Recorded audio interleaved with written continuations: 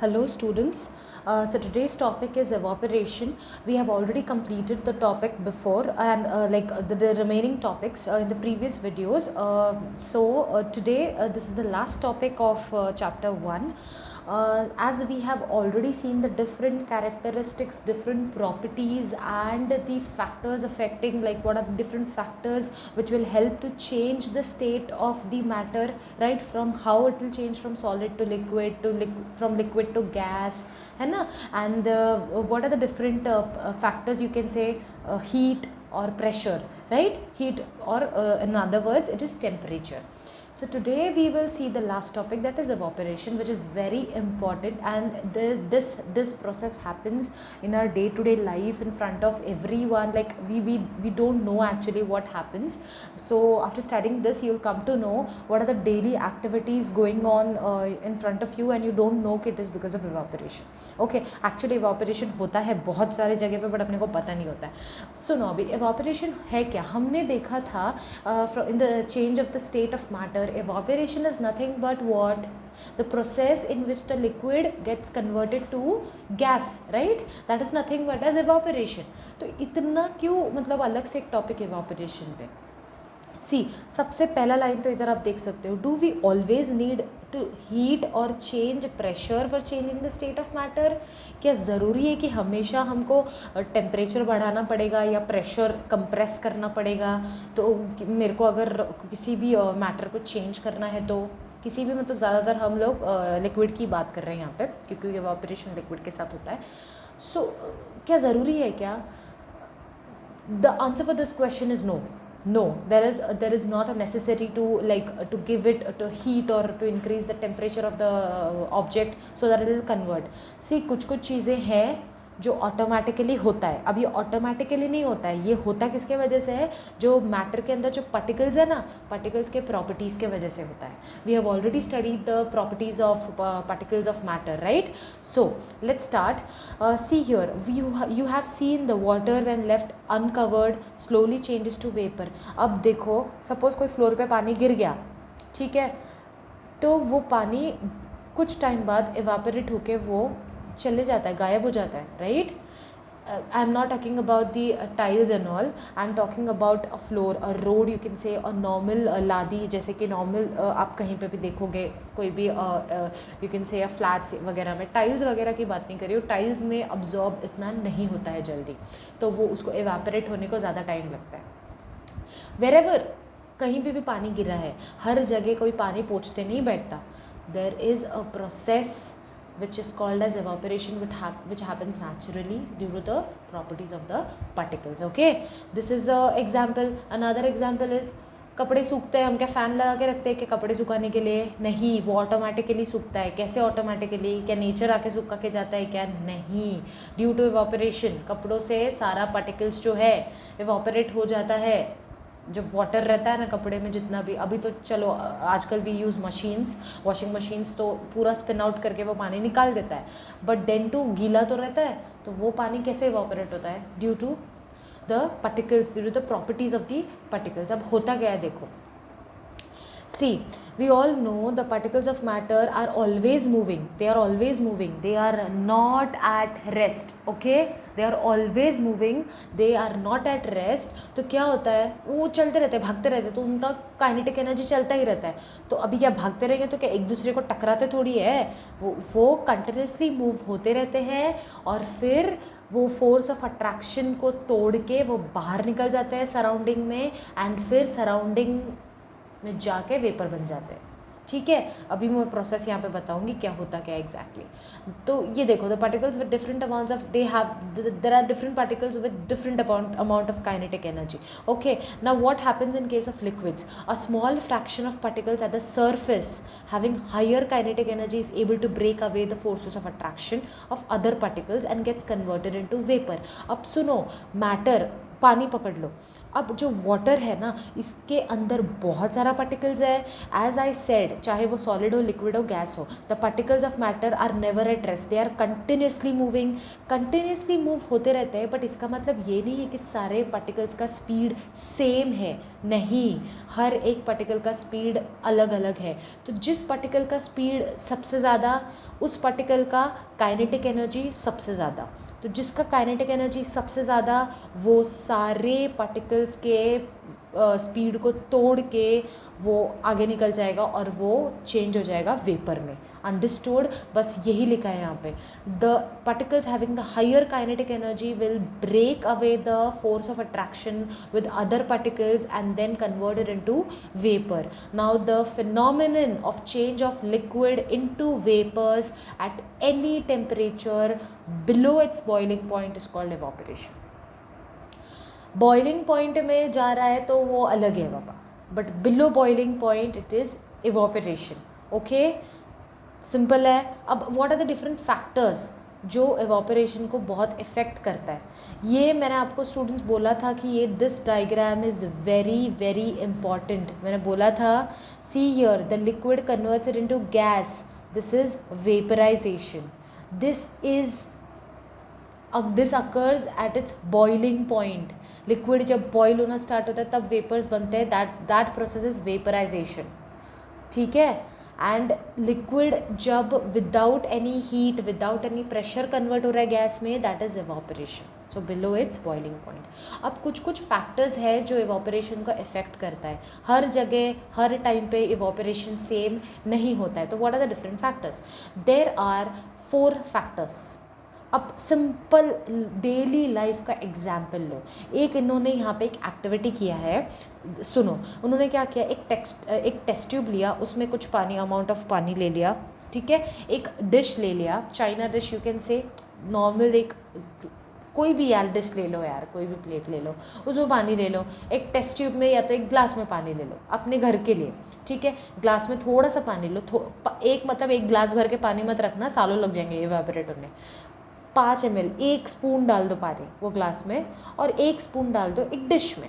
ठीक है. उसको साइड में रख दो, खिड़की के पास, एक कहीं पे भी यार रख दो. ठीक है. और सेम एक ग्लास लो और एक और प्लेट लो और वही एक स्पून लेको और उसको कबर्ड के अंदर डाल दो. आप सिंपल लॉजिक लगाओ, किसका वाटर सबसे जल्दी इवापोरेट होगा, किसका इवापोरेट होगा? सिंपल है. ये दोनों तो कट ही गए जिसको कबर्ड में आपने डाला है. कबर्ड में डाला है तो सवाल ही नहीं उठता वो जल्दी इवोपरेट होगा. तो जो बाहर है ना, वो तो फॉर श्योर वो पहले इवोपरेट होगा as compare to these two. अब उन दोनों में से भी कौन जल्दी इवोपरेट होगा? देखो, surface area matters a lot. जितना खुला रहेगा कोई चीज़, उतना जल्दी वो इवोपरेट होगा. आप जितना उसको क्लोज्ड वेसल या क्लोज जगह पे रखोगे, इवोपरेशन उतना कम होगा. तो ग्लास में लेट होगा और वो डिश में, वो प्लेट में जल्दी होगा. सिंपल. नहीं समझा, घर पे करो एक्सपेरिमेंट और देख लो बाबा. अभी तो टाइम ही टाइम है तुमको, ये सब करते रहो, एक्टिविटीज़ करते रहो. ठीक है. तो उसका फर्स्ट फैक्टर बन गया surface area. The increase in surface area increases the rate of evaporation. इसका जीता जाता एग्जाम्पल है कपड़े सुखाना. कभी भी देखा है, जो भी कपड़े सुखाता है आपके घर पे, मम्मी हो, आप खुद भी एक टॉवल तो सुखाते रहोगे, तो उसको आप कभी भी स्प्रेड करके सुखाते हो. क्योंकि स्प्रेड करके सुखाओगे तो उसका सरफेस एरिया बढ़ जाएगा एंड ऑटोमेटिकली वो जल्दी जल्दी इवोपरेट होगा. अगर उसी को आपने पूरा क्रम्बल करके डाल दिया है रोप पे, तो वो कभी नहीं सूखेगा. Understand? This is the simple example of increase of surface area. Okay. Second, increase of temperature. देखो, कपड़े धूप में सुखाओगे जल्दी सूखेंगे, कपड़े छाँव में सुखाओगे थोड़ा सा लेट सूखेगा, है कि नहीं? तो इंक्रीज ऑफ टेम्परेचर हुआ, धूप में सुखा दिया, जल्दी से सूख जाएगा, 10 मिनट में सूख जाएगा. अगर आपने वॉशिंग मशीन में कपड़े धोए तो 10 मिनट में सूख जाएंगे. और अगर आपने घर के अंदर सुखाया है तो it will take a little more time as compare to the one जिसको आपने धूप में सुखाया है. So the increase of temperature also increases the rate of evaporation. अब होता क्या है, जैसे मैंने बताया था, हमने जब टेम्परेचर हीट जब लगाया था वो बीकर पे, बर्नर स्टार्ट किया, टेम्परेचर इंक्रीज़ हुआ तो क्या हुआ, पार्टिकल्स का काइनेटिक एनर्जी भी इंक्रीज़ हुआ, तो फटाफट मूव होने लगे, एक दूसरे को फोर्स ऑफ अट्रैक्शन से तोड़ने लगे, and then they converted into vapours, that was vaporisation. ये हमारा नेचुरल टेम्परेचर इंक्रीज, तो उसमें भी होता है काइनेटिक एनर्जी इंक्रीज, और जब होता है काइनेटिक एनर्जी इंक्रीज तब होता है उसका state change and it enters into the vapour state. Understood. एक और क्या रे, टेम्परेचर इंक्रीज हुआ, सरफेस एरिया इंक्रीज हुआ। विंड स्पीड, ये भी मैटर करता है कपड़े सुखाने वाला। अगर हवा बहुत तेज़ चल रही है तो फटाफट कपड़े सूखेंगे, है कि नहीं। तो increase in wind speed also increases the rate of evaporation. अब ये ह्यूमिडिटी, ये बहुत लोगों को पता नहीं है, but I know it very well. See because I have seen different places, so I know जहाँ पे ह्यूमिडिटी ज़्यादा। ह्यूमिडिटी होता क्या है, humidity is nothing but the amount of water vapour present in the air already naturally. Air में different it is a mixture of different gases, humidity, everything. तो air में already कुछ वाटर वेपर्स होते हैं। अब सुनो, जिस जगह पे आपको ज़्यादा पसीना निकलता है, जिस जगह मतलब place I am talking about, the place where if you go to places like south Chennai and all, you go to Mumbai, there is a lot of humidity. Sea face है ना वहाँ पे, connected to the sea, so humidity बहुत ज़्यादा होता है। तो जिस जगह पे ह्यूमिडिटी बहुत ज़्यादा होता है, you sweat a lot, even your clothes doesn't dry out easily, नहीं होता है जल्दी ड्राई, क्योंकि ह्यूमिडिटी ऑलरेडी इतना ज़्यादा है। तो इवोपरेशन होगा कैसे, अंडरस्टूड। अभी देखो इवोपरेशन का जो प्रोसेस है, मैं आपको वो केमिकली बताऊंगी एक्चुअली होता क्या है। सी होता क्या है, जितना आपका सराउंडिंग, जितना आपका एयर लेस ह्यूमिड होगा ना, ह्यूमिडिटी जितना कम, मतलब वाटर वेपर जितना कम होगा ना, उतना आपका लिक्विड वेपर्स में कन्वर्ट होता रहेगा। अगर ऑलरेडी वहाँ पे वाटर वेपर एयर में है, आप कन्वर्ट कैसे होगा, आपके लिए जगह ही नहीं है वेपर्स के लिए, तो कन्वर्ट बहुत कम होता है एंड मतलब इवोपरेशन वहाँ पे कम होता है। तो अगर इवोपरेशन को इंक्रीज़ करना है तो ह्यूमिडिटी कम होना चाहिए, so decrease in humidity. Okay fine. अब समझिए तो होता क्या है एक्चुअली, मैं बताती हूँ। सी अभी सपोज कपड़े सुखा रहे हो आप, ठीक है, आपने एक कपड़ा सुखाया, उसमें already some amount of water है, ठीक है। तो वो जो अमाउंट ऑफ वाटर है, उसके जो पार्टिकल्स हैं, वो लोग क्या करेंगे, मूव होना स्टार्ट होते हैं। मूव होने के बाद वो वेपर में कन्वर्ट होके एयर में चले जाते हैं, सराउंडिंग में चले गए। लेकिन मतलब क्या हो रहा है, लॉस हो रहा है, करेक्ट है ना भाई, लॉस हो रहा है कि नहीं, पार्टिकल्स जा रहे हैं, उनका एनर्जी कम हो रहा है। तो एनर्जी को वापस रीगेन करने के लिए वो क्या करता है, वापस वो जो मैटर है ना सराउंडिंग से लेते रहता है, एनर्जी लेते रहता है, ठीक है। तो उससे क्या होता है, उसका एनर्जी लेवल बैलेंस रहता है। तो अब क्या हो रहा है, यहाँ से वेपर्स कन्वर्ट हो रहा है पार्टिकल्स, और वो वहाँ से पार्टिकल्स ले रहा है एयर से, तो एक बैलेंस हो जाता है एनर्जी लेवल का। और इसी से जो वेपर्स कन्वर्ट हुए हैं, वाटर से वेपर्स कन्वर्ट हुए हैं, तो आपका सराउंडिंग ठंडा हो जाता है। देखो कपड़े सुखाओ कभी भी, आप उसके आसपास का एयर थोड़ा सा ठंडा रहता है, थोड़ा ठंडा ही रहता है, वो करता ही है कूल, ठीक है। सो this is the next question, how does evaporation cause cooling. इसीलिए जहाँ पे ह्यूमिडिटी होता है ना, वो ऑलरेडी भरा हुआ है वाटर वेपर्स से, कहाँ से आप एवापोरेट करोगे, और वो मैटर से कहाँ जाएगा यार वेपर्स, है ना। तो इसीलिए वहाँ पे एवापोरेशन कम होता है। Now why does the evaporation cause cooling, as I said, liquids keeps on evaporating, the particles of liquid absorb energy from the surrounding to regain the energy lost during evaporation, है कि नहीं। अभी आपका particles convert हो रहा है vapour state में, तो कुछ कन्वर्ट करने के लिए एनर्जी लगता है ना रे, पार्टिकल्स जा रहे हैं आपका स्टेट छोड़कर, तो लिक्विड से वेपर्स में कन्वर्ट हो रहे हैं, तो you are losing energy. Now you want the same energy you had already, right, so you will regain that energy from the surrounding, और वो करते करते वो जो प्रोसेस चलते रहता है, तो वो सराउंडिंग को कूल कर देता है। इसका example is when you pour some acetone, girls may be aware about the nail polish remover, even I don't know boys are aware or not. वो क्या होता है, जैसे ही आप डालते हो ना, और कभी कभी हम लोग वॉश करते वक्त एसीटोन जो लिक्विड आता है, अभी तो शायद टिश्यूज़ आने लग गए हैं एसीटोन के, लिक्विड आता है, तो वो लिक्विड को हम लोग कॉटन में लेते हैं, वो हाथ में जैसे ही लगता है ना, वो हाथ इतना कूल एकदम ठंडा लगता है। वाई, बिकॉज जो लिक्विड में वो एसीटोन में जो पार्टिकल्स है, वो पार्टिकल्स क्या हो जाते हैं, कन्वर्ट हो जाता है वेपर्स में। अभी उसके सराउंडिंग में क्या है, हमारा पाम, हमारा फिंगर्स, तो वो कन्वर्ट हो जाता है वहाँ पे, एंड देन वहाँ से पार्टिकल्स वो एसीटोन में आ जाता है। तो जितना वेपर्स हमारे हाथ में गया, ऑब्जर्व हुआ, तो वो एरिया पूरा ठंडा हो जाता है, क्योंकि वो लिक्विड से कन्वर्ट हुआ ना, तो ऑलरेडी लिक्विड ठंडा ही रहता है एज़ कम्पेयर टू अदर्स। तो वो जैसे ही वो सराउंडिंग में जाता है वो कूल हो जाता है.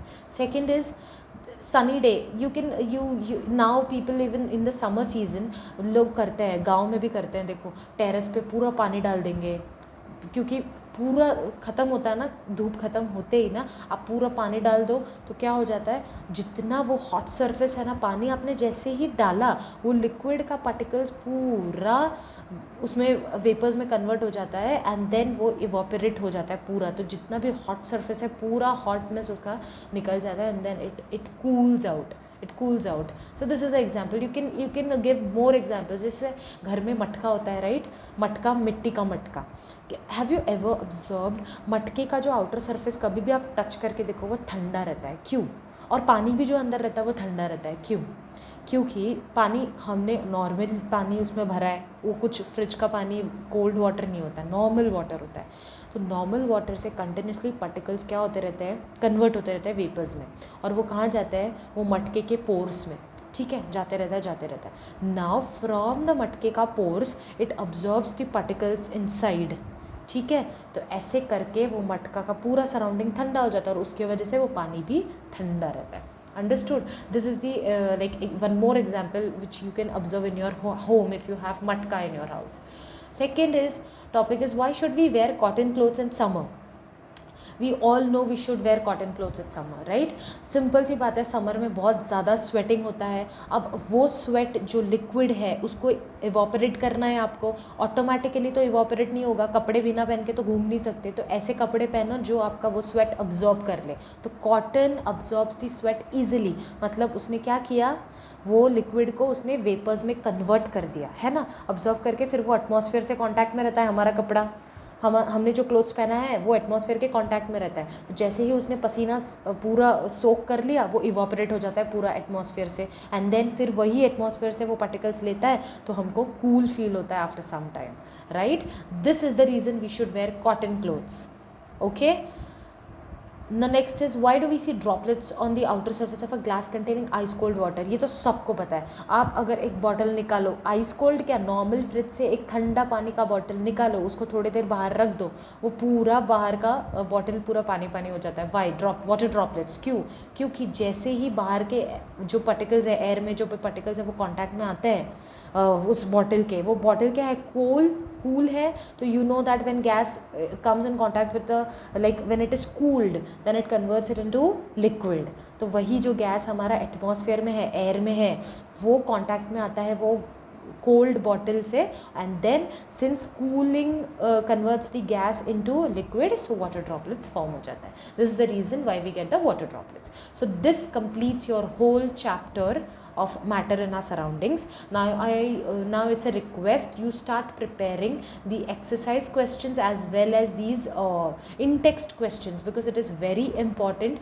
It is for your like understanding. You will understand a lot. Start preparing these questions. I want you all to prepare these exercise questions. There are total I guess 9 questions. So prepare it. Okay. So we are done with the chapter 1.